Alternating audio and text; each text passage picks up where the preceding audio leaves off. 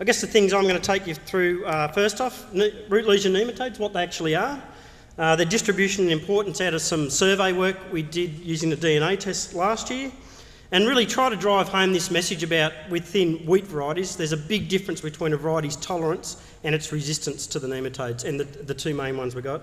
And I got some work on interaction with crown rot and really try to drive home this need to know which nematode species you've actually got in a paddock. So what are they? They're basically microscopic eelworms in the soil. Need a magnifying microscope, to see them.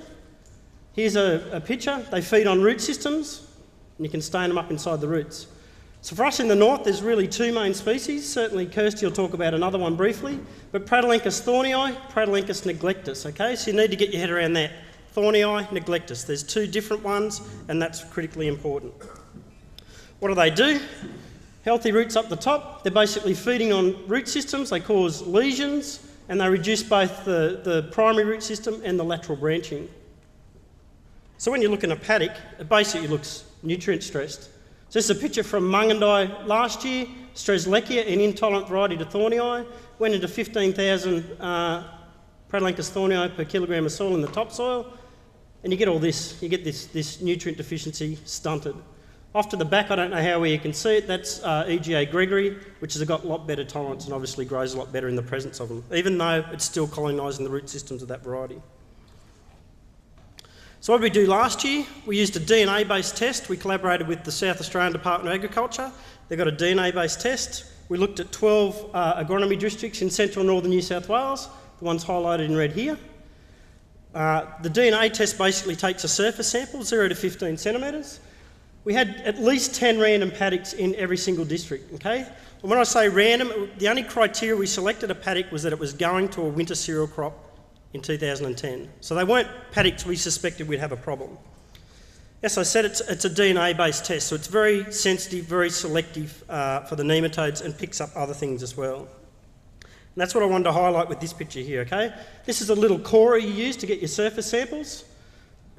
Very good for soil-borne pathogens, so it can detect common root rot, which is bipolaris, Pythium, which is a very common soil-borne fungus, very good at detecting our two species of nematodes. It is also within the test you can detect Fusarium pseudograminearum, which is the crown rot fungus. Okay, but we know it's a stubble-borne pathogen. This was developed as a soil-based test, and you run into these sort of issues when you're trying to detect a stubble-borne pathogen. So what we did with all these sites last year is we actually collected stubble out of the paddock pre-sow as well. We plated that out at Tamworth, and there was a pretty poor correlation between the DNA numbers for crown rot and what we got from our plating. And obviously we were right and they were wrong, so that's how it works.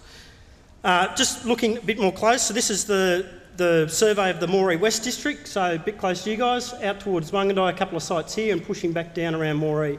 So you can actually track one of these numbers through the next slide if you're interested. So looking at that, for our Pratylenchus neglectus is the light blue. You won't see any bars there. So we didn't detect Pratylenchus neglectus in any of the sites in the Moree West District. We did, however, find a number of paddocks, pretty much all except 3, where we had Pratylenchus thornei. This red bar line that runs through here, is 2,000 nematodes per kilogram of soil. And that's the Queensland-based threshold where if you put an intolerant variety in, you can expect to get yield loss. So as you can see, they're widely distributed, and a number of sites, those populations are way above that threshold. So 8 times higher than the threshold for damage. So if they put an intolerant variety in here, it would look pretty ugly.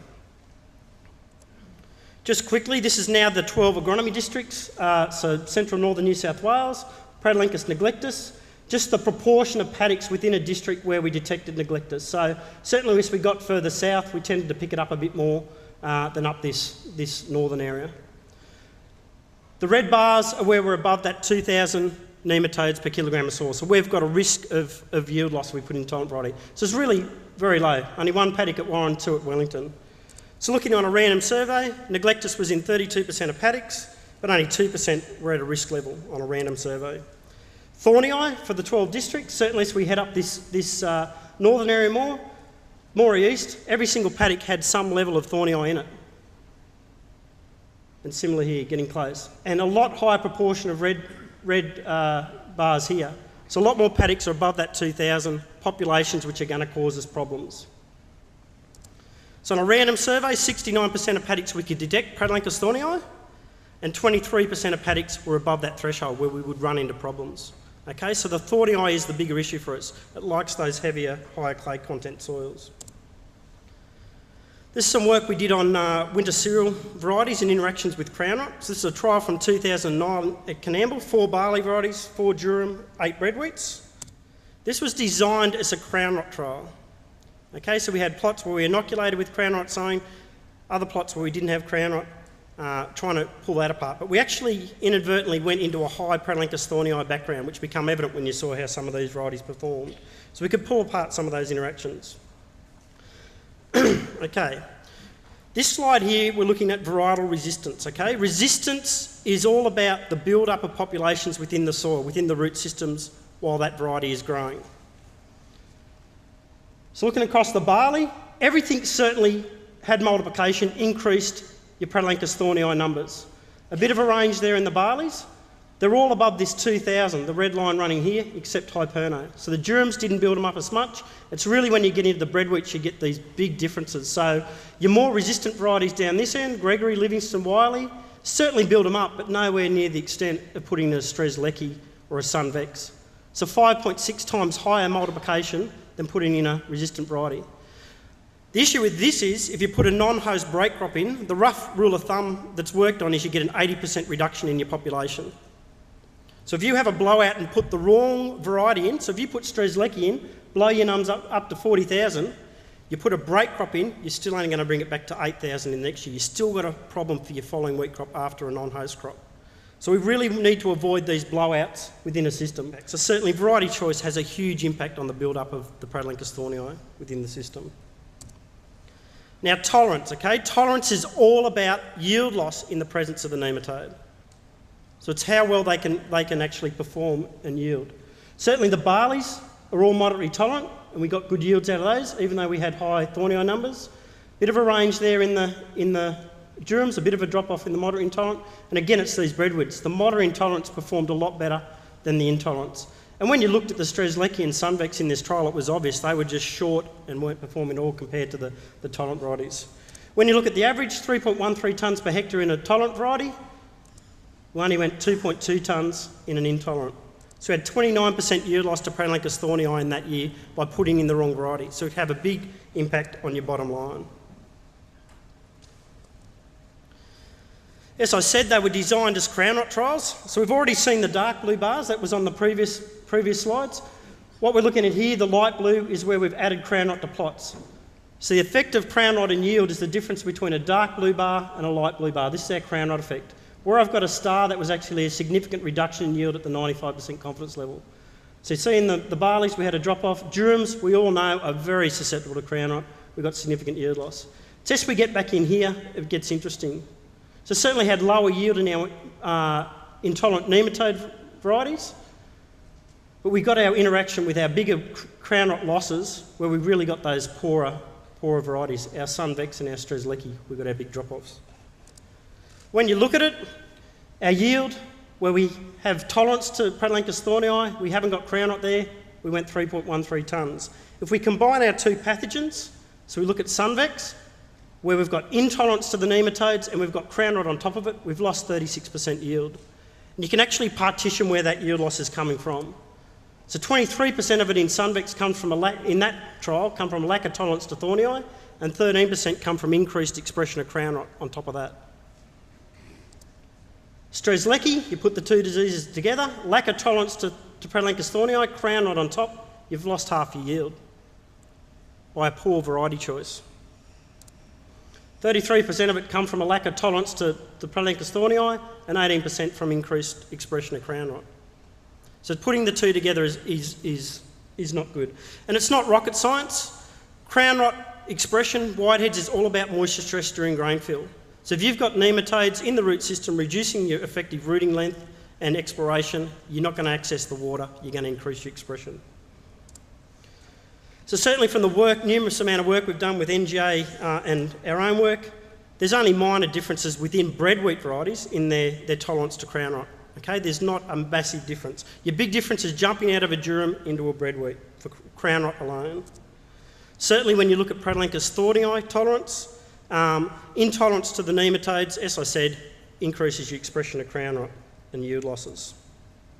And I think we really need to focus more on our ratings for Pratylenchus thornei, because there is good differences there, than focusing purely on our crown rot ratings, which don't mean quite as much. Nearly there.